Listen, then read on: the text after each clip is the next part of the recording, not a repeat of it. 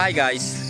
For today's video ay pag-uusapan lang po natin yung tanong sa atin ng ating isang kaibigan. So, yung tanong niya po mga ka-agri ay related po siya sa last upload po natin kahapon na yung lahi ng manok na sumisikat ngayon mga ka-agri.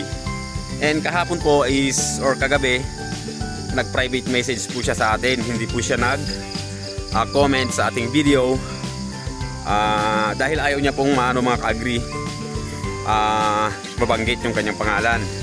So isa po siyang OFW na nag-iisip din po na umuwi na para po mag-alaga ng mga hayop. So manok po ang binabalak niya mga ka-agri. So tinatanong po tayo kung ano ba talagang magandang lahi ng manok na pinaka-the best daw na alagaan. So yun po yung tanong sa atin ng aking isang kaibigan. So bago po pala natin pag-usapan yun mga ka-agri ay gusto ko po munang pasalamatan yung ating mga subscribers at yung ating mga viewers, dahil nga kahit papano mga ka-agri ay may sumusuporta na po dito sa ating channel, kahit na minsan is paulit-ulit lang po yung ating sinasabi dito sa ating videos. So ayun nga, buti na lang po hindi po na landslide itong ginagawa natin, dahil kahapon or kagabi mga 11 ng gabi ay bumuhos na naman po yung napakalakas na ulan. So kitang kita nyo is basang basa na naman po dito sa ating area. So dyan sa likod is hindi naman siya bumagsak, and dito sa ating tinatambakan ay okay naman. So akyat lang muna natin mga ka-agri bago tayo magpatuloy sa ating pinag-uusapan. So i-check lang muna natin. So ayan mga ka-agri, medyo malapad na po itong ating tinatambakan. And ayun, nagbabawas tayo sa taas dahil kulang na kulang po yung lupa na itatambak natin dito mga ka-agri. Dahil nga po sa kung titignan nyo is hindi pa po siya umaabot sa pinakadulo. So ayan, maraming lupa pa po ang kailangan dyan. And dito kasi sa part na to mga ka-agri, kung titignan nyo, so ipaplat po natin yan diretso hanggang doon sa ano ng manok natin. So hanggang dyan sa tanim nating nyog. So yan po yung elevation, flat po yan.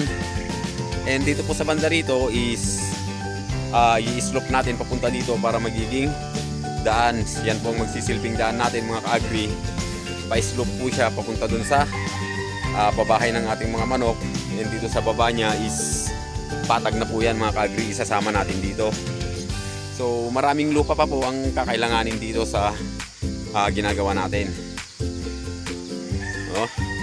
Maaga tayong magpapakain ngayon dahil nga sa baka matuloy na po yung ating lakad, kaya inagahan po natin yung ating pagpunta dito para magpakain ng ating mga alaga. So ayun na nga mga ka-agri, no? So hindi ko pa po siya sinasagot sa tanong niya na kung ano ba ang pinaka best na breed ng manok or lahi ng manok na pwede niyang alagaan. So itong sasabihin ko mga ka-agri ay base lamang po sa aking experience, and siguro yung iba is magdi-disagree sa sasabihin ko, pero paki-comment na lang sa baba kung tama po yung mga sasabihin ko or hindi po. So ayun. So para sa akin kasi mga ka-agri, sa pagpili ng alagaang manok ay nakadepende po kung anong klaseng production yung gusto natin. So kung kayo po ay mahilig sa sabong at pang sabong po yung gusto nyong alagaan, so dun po tayo sa mga manok na panabong mga ka-agri. And lahat naman po ng klase ng manok or lahi ng manok mga ka-agri ay maganda po siyang alagaan. So para sa akin lang kasi mga ka-agri, nag-ano po tayo sa nagpo-focus tayo sa native na manok dahil nga po nandun po yung ating market. Yun po yung hinahanap ng ating mga customers sa atin. Noon po, gaya nga po ng sinasabi ko, is nakipagsabayan po tayo sa mga sumisikat na manok. So ang nangyari po sa atin is hindi naman po tayo nalugi dahil nabenta naman natin lahat.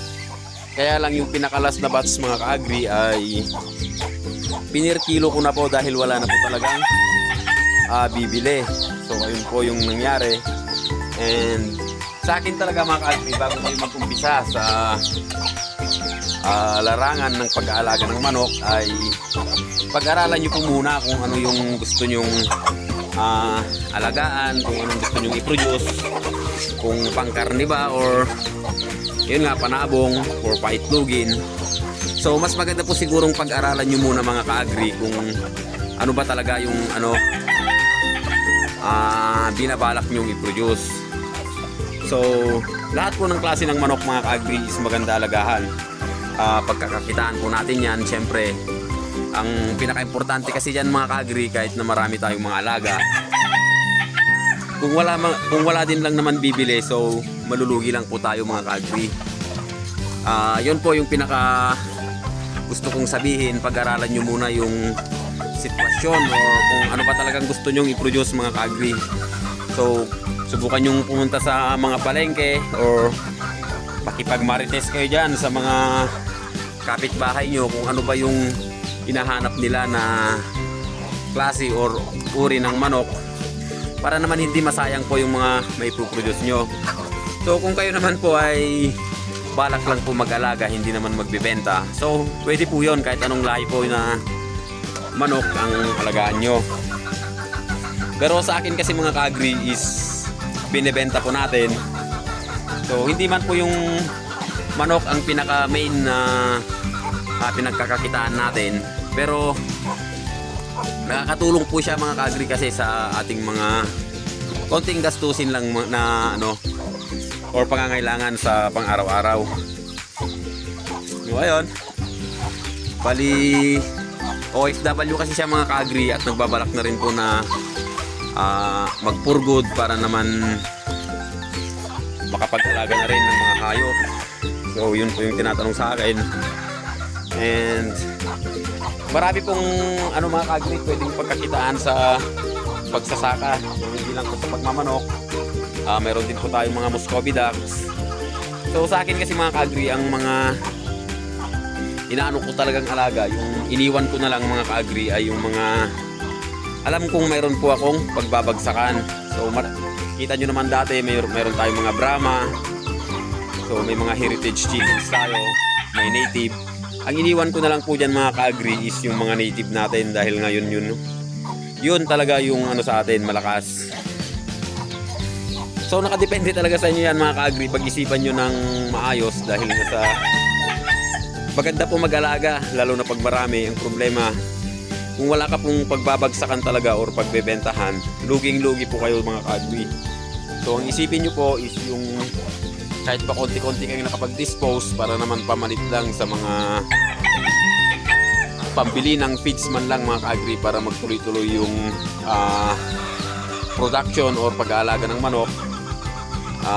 Pwede na po yun. So wag nyo pong isipin na yung pag nag-alaga kayo ay malaki agad ang kita. So hindi po ganun ang reality mga ka-agri. So may kita po pero hindi ganun kalakihan. Siguro pagka yung nag-mass production ka talaga, maramihan, so ayun po mararamdaman mo yung malaking kita. Grabe yung mga alaga natin mga ka-agri. So pinakawalan na rin po natin yung ating mga alagang Muscovy ducks. So hindi pa natin natatapos mga ka-agri yung ating dito, yung ating pabahay or yung paitlugan ng ating mga alagang pato. So ayan pa rin. So i-check lang po natin itong natin. So ang tagal naman ito mamisa. So ayan mga ka-agri, halos lahat na nga is may itlog na, and mayroon na naman po dyan walang itlog. And update na lang po tayo dito sa ating matapang na rooster. So ayan po siya, medyo masakit ang pangangatawan.